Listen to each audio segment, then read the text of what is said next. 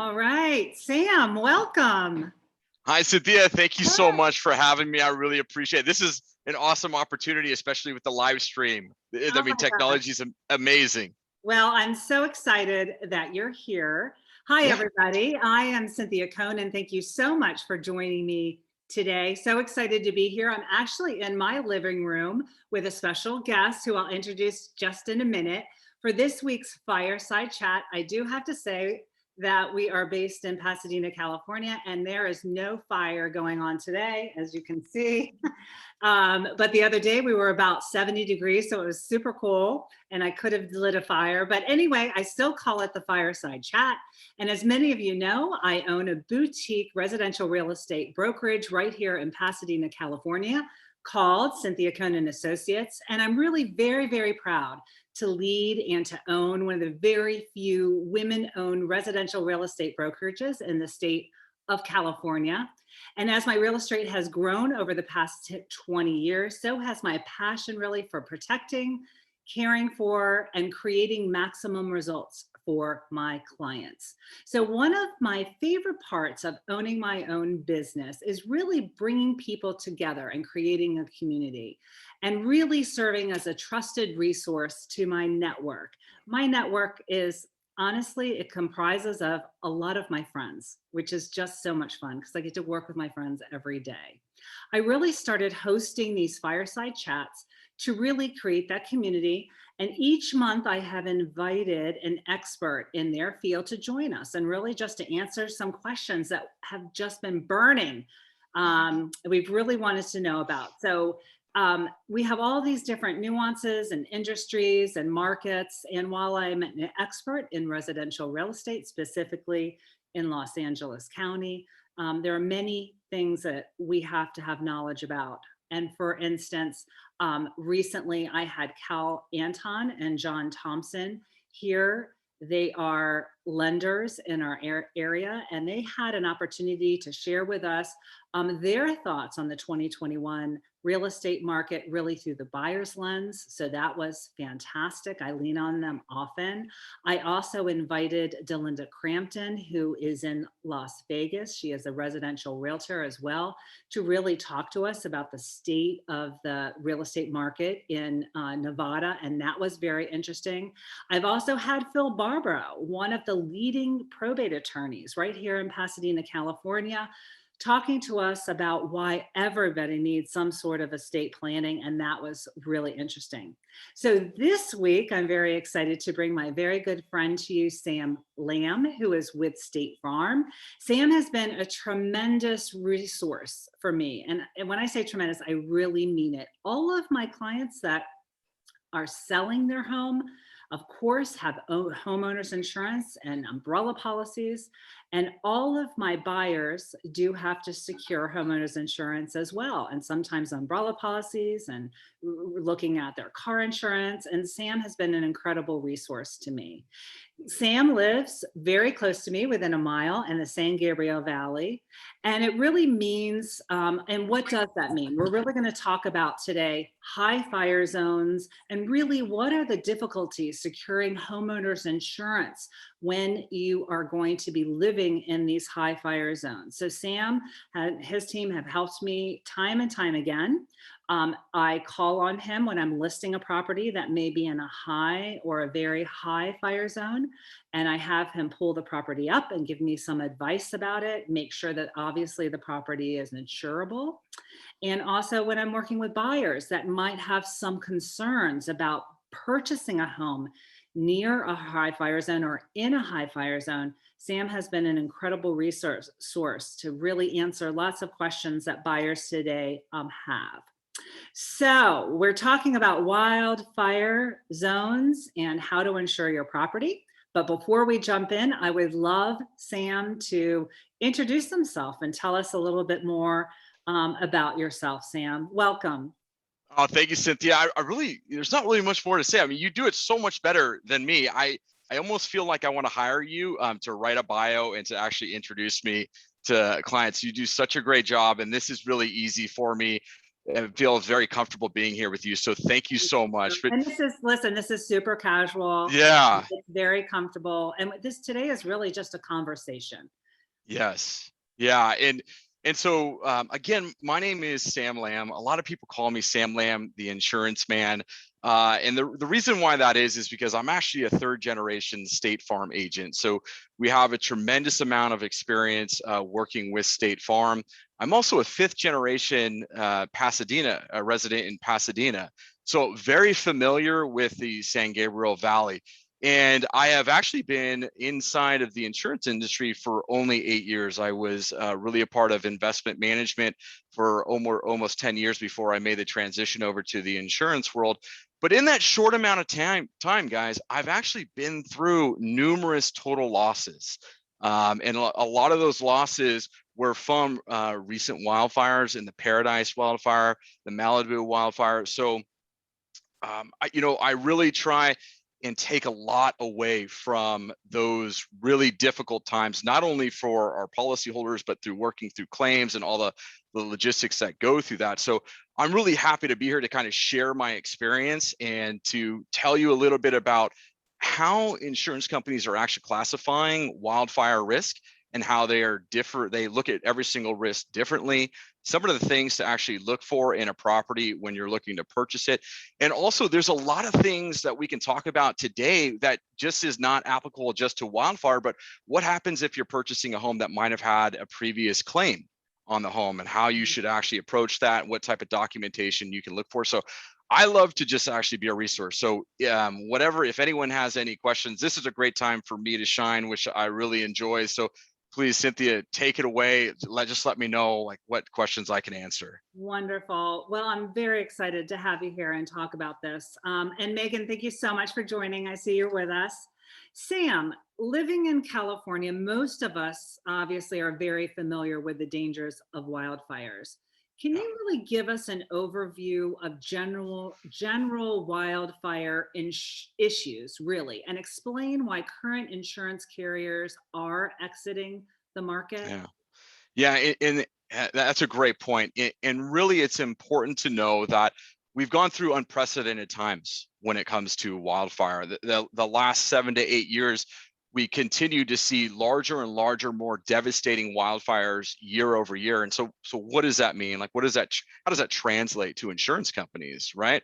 Well, a lot of insurance companies were caught off guard by the magnitude, just how destructive these wildfires were. So they've incurred a tremendous amount of losses. And Mhm. so, okay, so how does that affect us? Well, what's really important to know is given that background, given that history that that those losses have been incurred by insurance companies, they're going to start looking really, really deeply into a lot of these areas that could be classified as wildfire areas.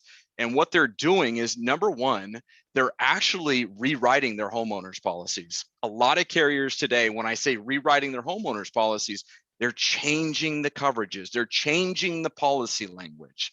Now, that's not something that can just happen overnight. They have to go through a long process and working with the large legal teams and making sure that the changes that they're making are beneficial to the company, but also beneficial to the policyholder. They also need to get approval from the California Department of Insurance. Well, what's happening is they don't feel like they have enough time to get that done. And instead of waiting and keeping those policies on the books, they are non-renewing or they're canceling policies, or they could be increasing homeowners premiums to a point where they almost want to force a person to shop around because they would really rather not have the risk on the books. And so that's currently what's happening in the market today. And we can talk about, if you want to, if someone is being non-renewed, like what they should be doing, right? Or what were the reasons because they're being non-renewed and what other, options they may have. Do you want me to talk about that too, Yeah, I mean, Cynthia? are you talking basically, regarding homes that are in high or very high wildfire Yeah. zones? Okay. Well, it's really important too, and I don't want to jump ahead, but it's really important to understand that not every single insurance company views risk, the same way as other insurance companies. They Mhm. all view risk differently from one another. So Cynthia, let's take our homes, for example, in the foothills of the San Gabriel Valley and Pasadena area, not too close to the mountains, but we definitely have had some close calls, especially with smoke and wind and things like that.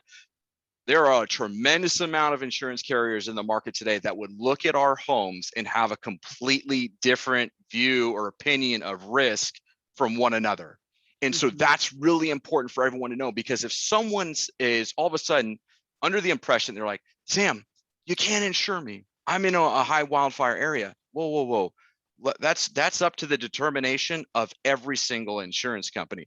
Just because one insurance company might feel that your home is in a high wildfire area does not mean that every single insurance company has the same opinion. So right now, we've been very fortunate because State Farm has been in a position for the last couple of years where they're more willing to take on a lot of these high, quote unquote, high wildfire risks. So that's a great example of what I'm saying, is that, Cynthia, just because some insurance company has said, we're not willing to take on your risk because of high wildfire areas, doesn't mean that maybe my company would maybe be willing to take on, or another competitor. I see that all the time, because there's also sometimes where my company is not willing to take on that risk. And so what we're doing is we're working with those policyholders, even if it means to have them find policies elsewhere, to make sure that they're shopping around and making sure that they're not just saying, okay, you know what, one company has told me that we're uninsurable, that means that all of them are, we don't have any other options, now we have to go with California Fair Plan. That's a whole different conversation that we can get into if you want. But I just want to bring some relief to all of your clients, and especially to everyone on your team, that, hey, when you hear that, that's not a signal saying, oh my gosh, we can't purchase that home. That's not in the case, because there's just too many scenarios, especially when working with clients that are in escrow, and then they come to me and say, Sam, I don't have anywhere to go. Like everyone, I feel like everyone's telling me I can't be insured because I'm a wildfire, and we find a policy for them.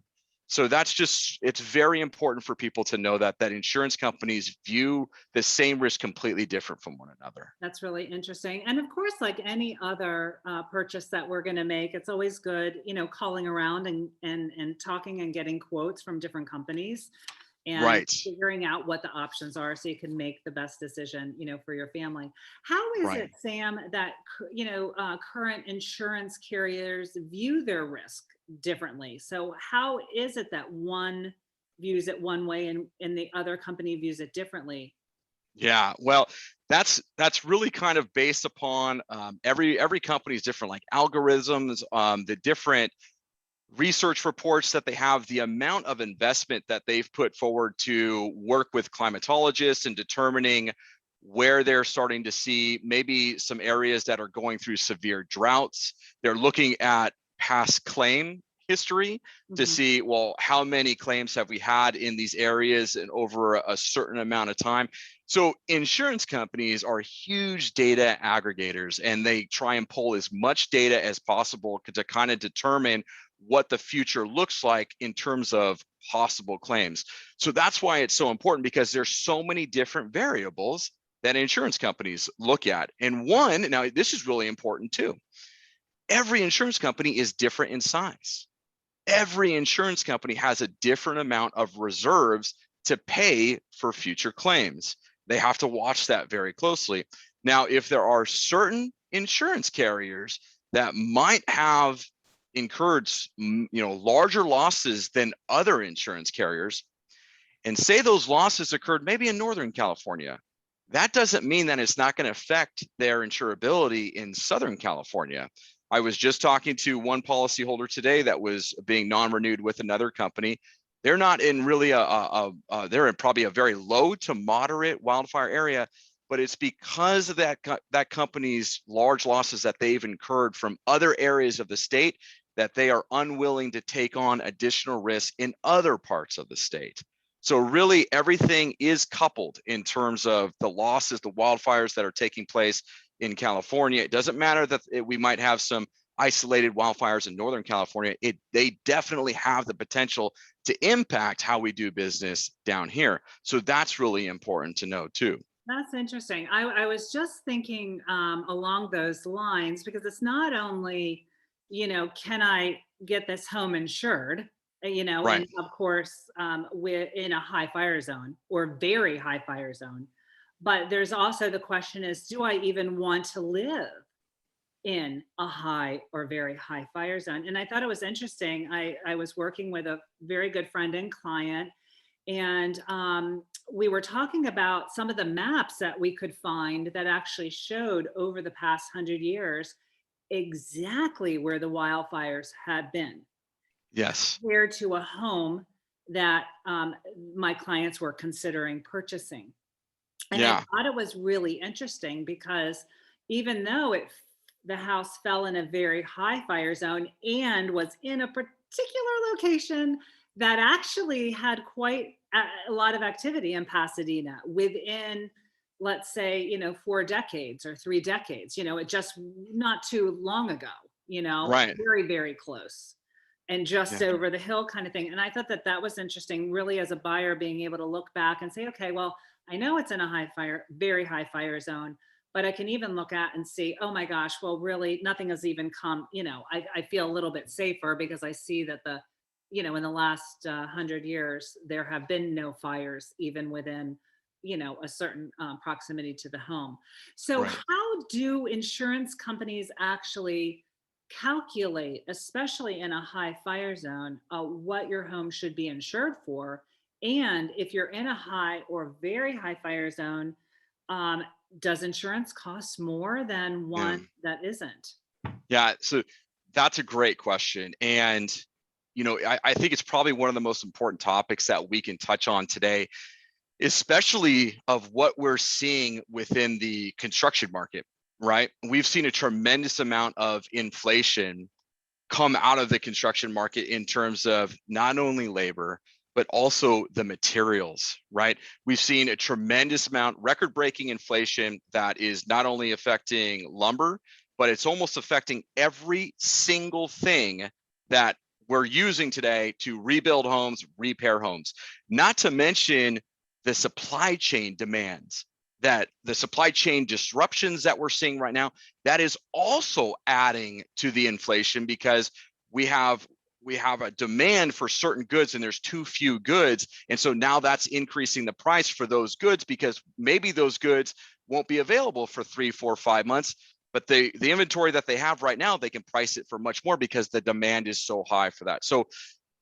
that is extremely important. So let's get to that question about, okay, how do insurance companies actually create what we call an estimated replacement cost report? Now, a lot of insurance companies are different, but they all use an estimated replacement cost to come up with what I like to call a baseline for what your home should be insured for.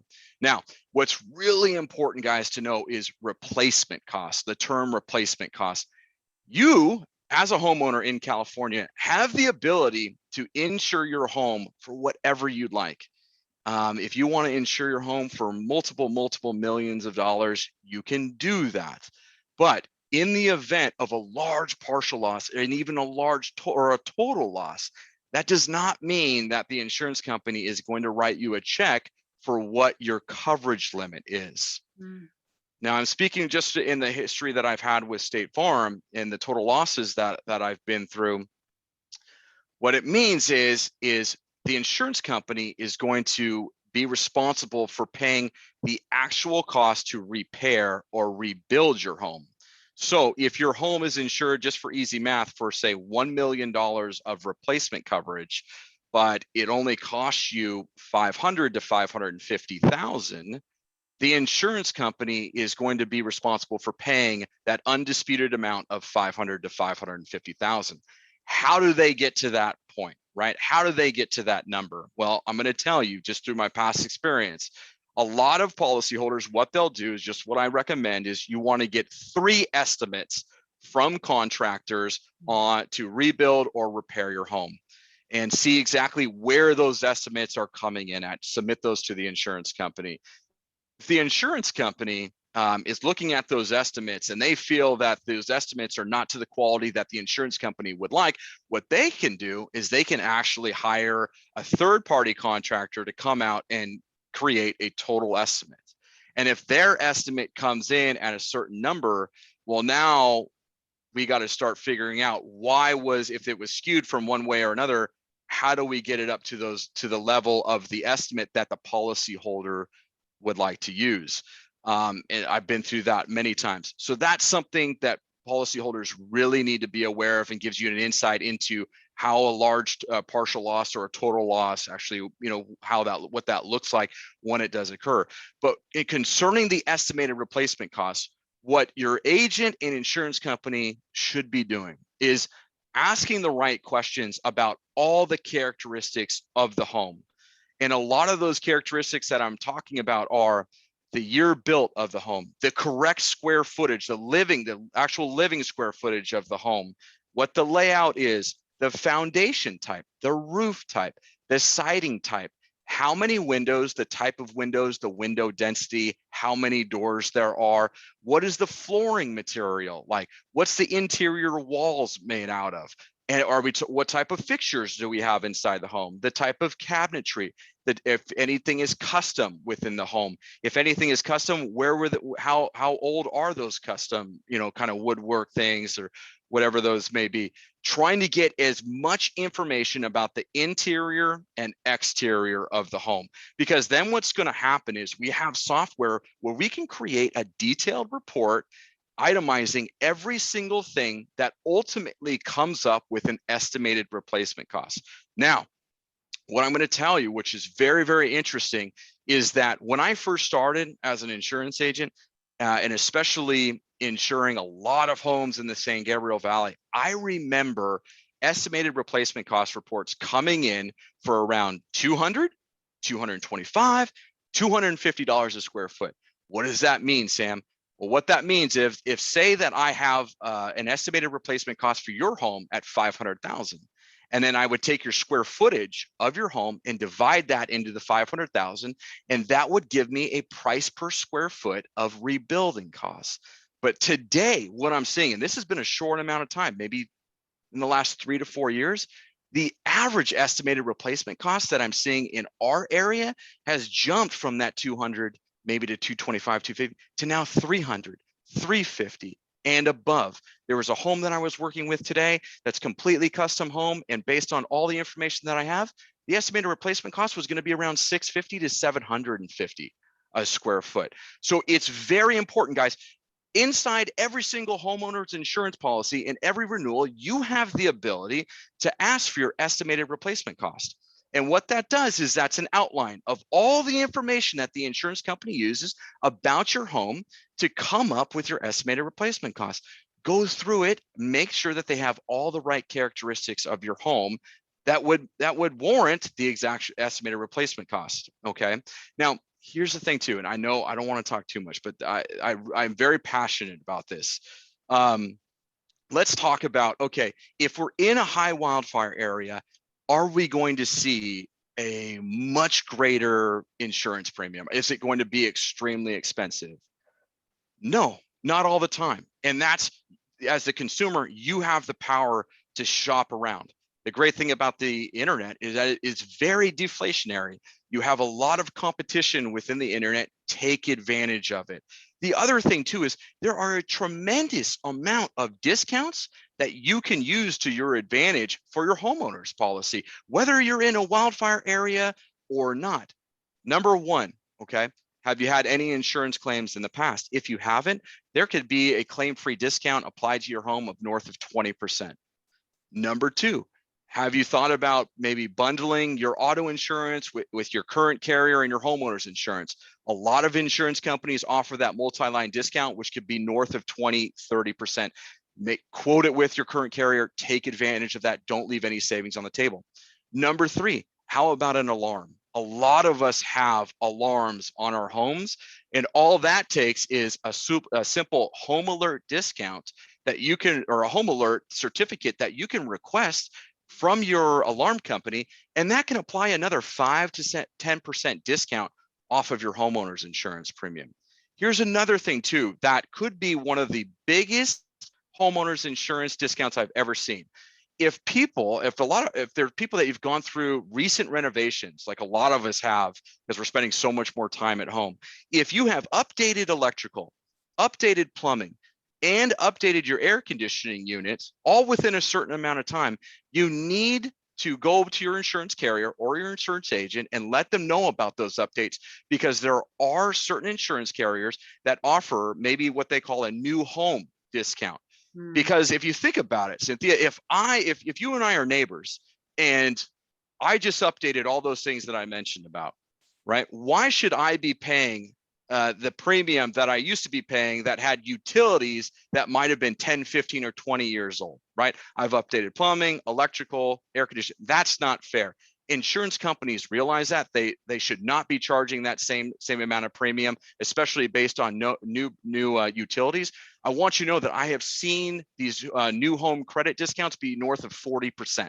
Wow. So all of a sudden you're paying $2,000 a year for your homeowner's insurance, and it drops $800 because of that new home credit. Wow, I love that. Those are some really, really great ideas. Is that what you're recommending, is contacting your insurance company? And is that on that replacement cost estimator where that is going to be, or is that some other information that the insurance company is collecting and using to come up with your premium? Yeah, and so whenever you are, even if you're working with your current carrier, and you want to see a copy of your policy, you want to be asking for that estimated replacement cost that outlines all the characteristics of your home. That report is specifically there for you to help you determine, are we overinsured? Are we underinsured? Does the insurance company have all the correct information about our home? Okay. When it comes to discounts, you want to be asking your current carrier or your insurance agent, can you give me a list of the discounts, or show me where in my policy the discounts are listed? A lot of times you have your declarations page, and that declarations page shows you all of your coverage limits within your homeowner's policy, all of your coverage limits within your auto insurance policy, but it also has an area for surcharges/credits. And in that area, you can see all the discounts that you might have, maybe if there's any surcharges that you currently have, so you can really help you determine if you're leaving any savings on the table, if there's any missing discounts.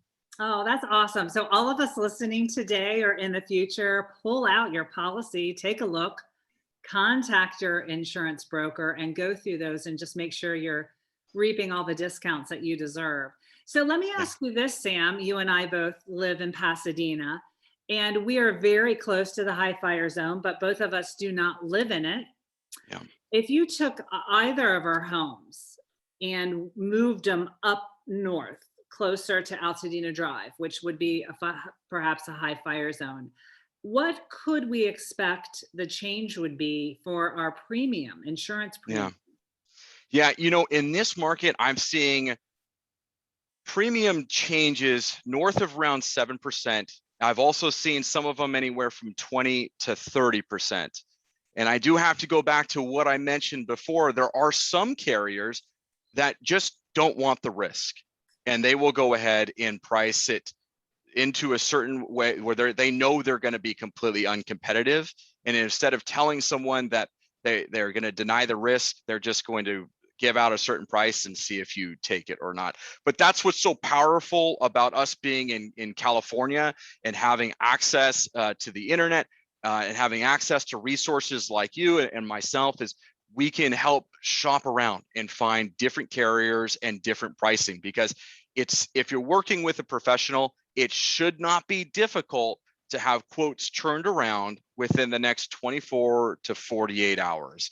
And by listening to this or working with you or myself, you can learn a lot about the additional discounts that could be available to you, whether you're in a wildfire area or not, because the discounts are pertaining to the home itself and not the actual surrounding area. So that's something to really, really keep in mind about that. Yeah, it's very interesting. So maybe 7%, it could be with other policyholders, maybe could be more. But for instance, like State Farm, it would be around 7% difference. That's kind of what we're seeing right now. Okay.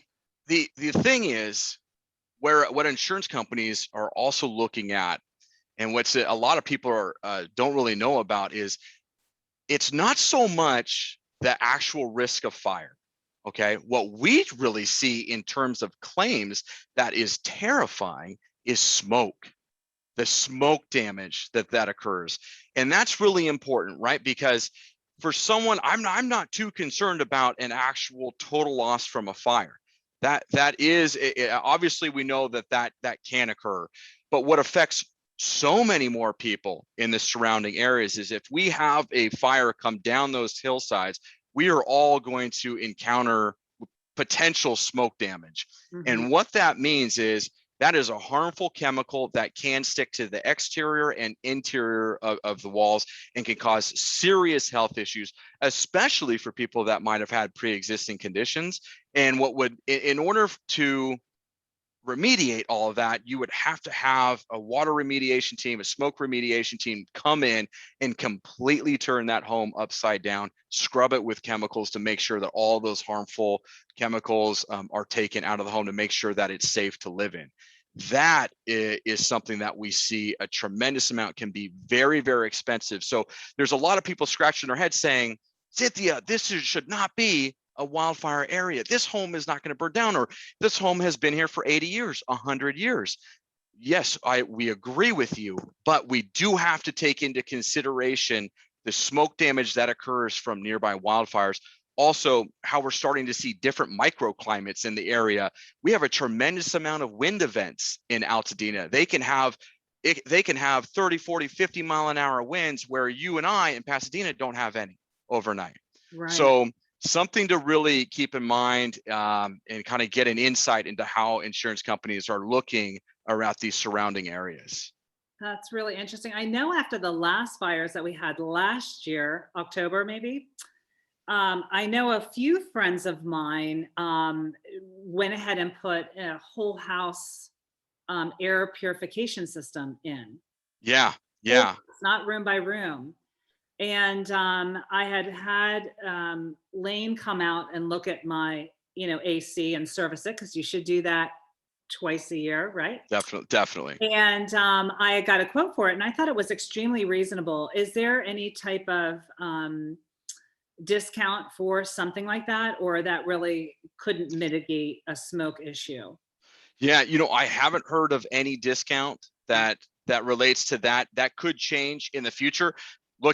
We're having a tremendous amount of new technology come to the market, and insurance companies are trying to catch up with that, especially like, for example, we have water meters that can actually shut off your water if they are sensing a water leak throughout the house. The most common claims we have are from water damage from the domestic water running through your house. Insurance companies are starting to catch up with that technology. What insurance companies need is that they need more data on how these products work. And the more data they have, the more comfortable that they're going to feel going forward offering new discounts. So I would not be surprised to see more and more discounts, kind of relating to what you were talking about, into the future, if people are taking the necessary steps, investing into their home to prevent future losses that may be concerning water damage or smoke damage. Yeah. I was thinking about, when we were talking about sort of the timeline, especially in buyers in our market. So if you're on this call today and you're thinking about purchasing a home, in your residential purchase agreement that you're going to submit to the seller when you're making an offer on a property, you will have a due diligence period, inspection contingency period. And that could be up to 17 days, but a lot of times in this market, when it's very competitive, that time might be reduced to 7 days, or maybe even less, for you to do all your due diligence. But you do have to keep in mind, in that period, one of the also very important things is to look into the insurability of your home that you're purchasing. And that is a part of that contingency. So if you're out there making offers, it really is good to have an initial conversation with an insurance broker or a couple, so that when you have your offer accepted, you could give them a ring right away and just ensure that home is insurable within that 7-day or 17-day period. Um, Sam, the FAIR plan, Yes. can you just talk and touch on that a little bit? Yeah, definitely. So I'm not an expert on the California Fair Plan, but I've assisted enough policyholders to know a little bit about it. And so one important thing to know is that in the past, the California Fair Plan has had limited replacement costs for your home, meaning that they would only be willing to insure your home for a certain amount. Maybe it might be $1 million would be the max. Maybe it would now, I think they've increased it, and that I think it goes all the way up to 3 million, but that still doesn't help a lot of people in the market, especially with how expensive it is to rebuild homes today. So what's really important to know is that it's limited coverage, and it might not be able to be secured for the full replacement cost of your home. Also, they're only really protecting you from fire damage. So there's that difference that you need to work with a trained insurance agent or another insurance carrier to really talk about how do we fill in the gaps of the California Fair Plan. Because the California Fair Plan will be willing to insure anywhere within the estate, but they have very, very limited coverage. That's where you're going to need the help of an insurance agent and another carrier to make sure that they're creating a policy which can either be called a companion policy, or they also like to call it a difference in conditions policy, a policy that fills in the gaps of the California Fair Plan policy. So for those, it's very important to know that the California Fair Plan policy is just not a one-stop shop in terms of once I get this policy, it's just like having a homeowner's insurance policy with another carrier and another insurance agent. No, there are a lot of gaps in coverage that you need to go through with your insurance agent. And that insurance agent can assist you with securing that California Fair Plan policy. And then because they're helping you, they can also identify where the gaps are and how they're going to construct their companion policy, their difference in conditions policy, to help make sure that with those two policies, you have the right amount of coverage in place. Okay, thank you for touching on that. And I'm sure if anyone listening today, you have more questions about that, just let us know. Let's see, before we wrap up, and I know we have a couple questions that we want to ask. Megan, if you have a question, pipe in, and we have a few people on Facebook. Anything else that you think is important that we should know? Yeah, absolutely.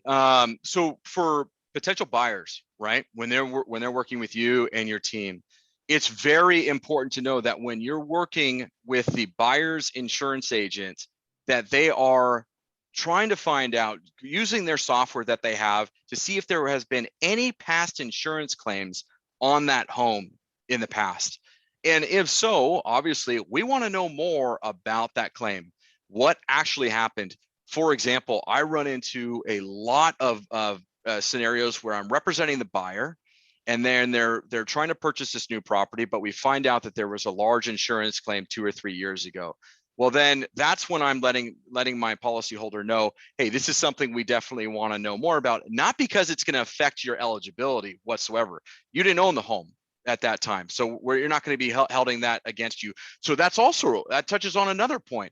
If buyers find out that there has been an insurance claim on the home that they're trying to purchase, they don't need to be concerned about, well, I'm not going to be able to grab insurance on this home because it's had an insurance claim. Insurance companies should realize that you were not the owner of that home, and they should not hold that against you. And if they are, you need to find another insurance carrier. I thought that insurance claim follows the actual owner of the home.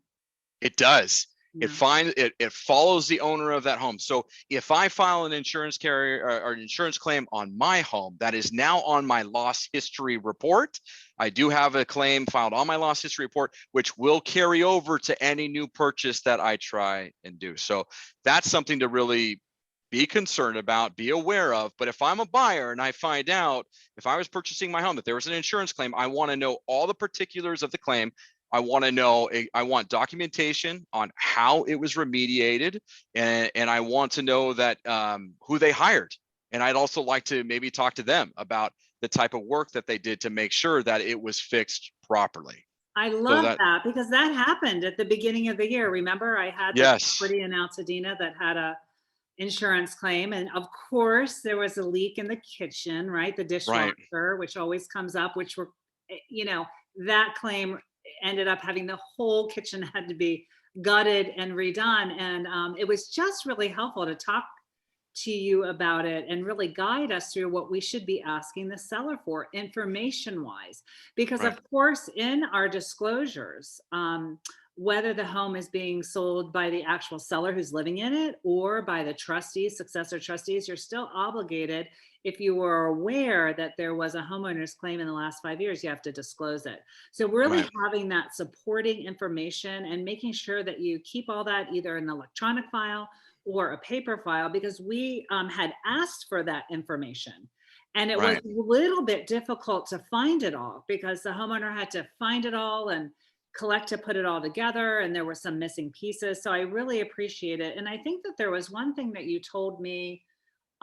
Did you tell me something about, did they have video or something like that when they had the floors open? Or Yeah. because of course they did a mold test and an asbestos test. Right. Yeah, absolutely. So whenever I'm encountering a water loss with one of my policyholders, I'm making sure that we're documenting everything. And I want not only them, but the water remediation team that I'm hired to come in there, I want them documenting everything, saving everything, or sending everything to me so I can save it to the policyholder's file. So there really shouldn't be that, it shouldn't be that difficult to get all that information, and that's why it's really important too. If you ever encounter that scenario again, or someone on your team encounters that again, or there's a buyer out there that might be encountering that, talk to your agent or your real estate agent, talk to your insurance agent and be like, this is what I'm encountering. What should I be looking for to make sure that the work was done properly?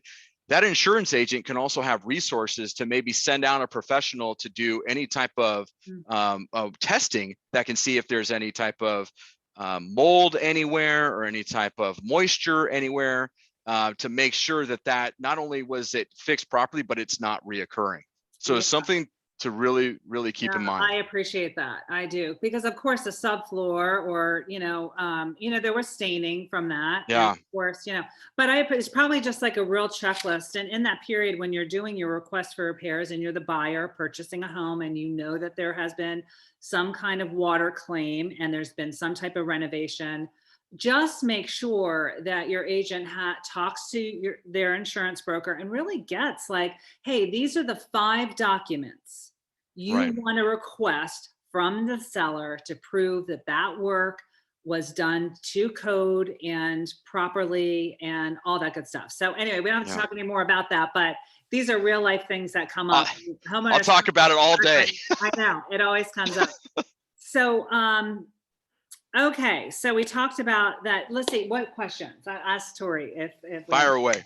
Can you tell us about the importance of scheduling high value personal items on a separate policy? Yes. Oh my gosh, this is so important. And I have a question like my bike. Yeah.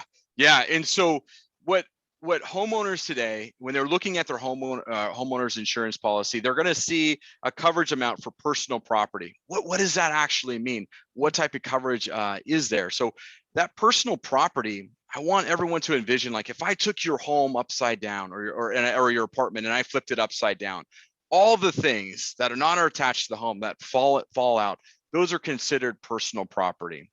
But what happens when an actual loss occurs to personal property? Remember how we talked about how insurance companies value homes and the estimated replacement cost? We talked about replacement cost, the actual cost to replace the item. Personal property is different. That is what we call limited replacement cost. So if, say, for example, I just had this happen, that we had a small child throw a rock at the homeowner's brand new TV that they literally just pulled out of the box. How do we value the actual cost of that item? Because the item at that time, it wasn't new. I think it was maybe like a year old. But it's important for people to know that they're not going to actually, the insurance company's not going to pay for the replacement of that item brand new. They're going to depreciate that item. And that is what we're calling limited replacement cost. Now, what's even more important is when we talk about high value items, okay? When I say high value items, For example, we're going to say jewelry, antiques, silverware, art, a list of other things, firearms that we've insured in the past. But most commonly, we're looking at jewelry and art. And so that needs to be scheduled. What we mean by scheduled is placed on a separate policy, which has been called a floater policy or a personal articles policy. And why is that so important? Because these policies don't offer limited replacement costs. They offer full replacement value, Okay, which that makes is sense. really, really neat. Yeah. And these policies are very, very affordable, and their coverage extends throughout the entire world. The other great thing is that if you happen, they cover you for a mysterious disappearance. Even if you lose the item is insured for the full replacement value. Okay, so as long as the insurance company has actual documentation of how much that item is worth, what it's valued at, there'll be no questions asked, and the insurance company will either try and replace that item to the exact specification it was before the loss. If they can't do that, which happens very, very often, they send you out a check for the actual replacement cost of the item, what it was insured for. Yeah. Now, one last thing. What's super, super important about this as well is that separate policy is also going to have its own deductible, not subject to your homeowner's deductible, which could be $2,000, $3,000, $4,000, $5,000, $10,000. These personal article policies / floater policies have their own deductibles, which might be zero, which might be 500, which might be 1,000, because these policies tend to be very, very inexpensive. And the great thing is too, that if you have an item scheduled on that policy and you lose that item, or it's stolen or destroyed, and you need to file a claim, it's going through that, your personal articles policy, floater policy, not your homeowner's policy, affecting your loss history report on your homeowner's policy. That's huge. So listen, everybody, for your valuables, which I know, actually, Sam, you have my personal articles. Yes. And I lost a ring, and you completely replaced it for full amount. Yeah. And the deductible, I don't even know if I have one. I got to look again. But anyway, everybody listening on this call, something to really think about. And especially because it could be something you just lost as well. And that makes a lot of sense. So Sam, I want to thank you so much. Oh my gosh. For taking time out of your day, all this time, to talk with us. You are such a good friend to me. Thank you. I want to thank you so much for just being always in our corner, and just feeling like we can really call you at any time. I really think that you're one of the leading insurance brokers that I know, and with State Farm, just in general, insurance broker. Would I call you a broker? Agent. I'm a captive agent. Yeah. But you have your own. But I want to say, I just really value having you in my life. And so thank you so much for all you do. And I love partnering with you with our clients, and I just enjoy sending you business. I really want to continue doing that. So thank you. It's always a pleasure. Yeah, I'm so grateful to be here, Cynthia. I'm honored that you even allowed me to present, because what this is all about is just trying to help people. That's really where we get all of our satisfaction.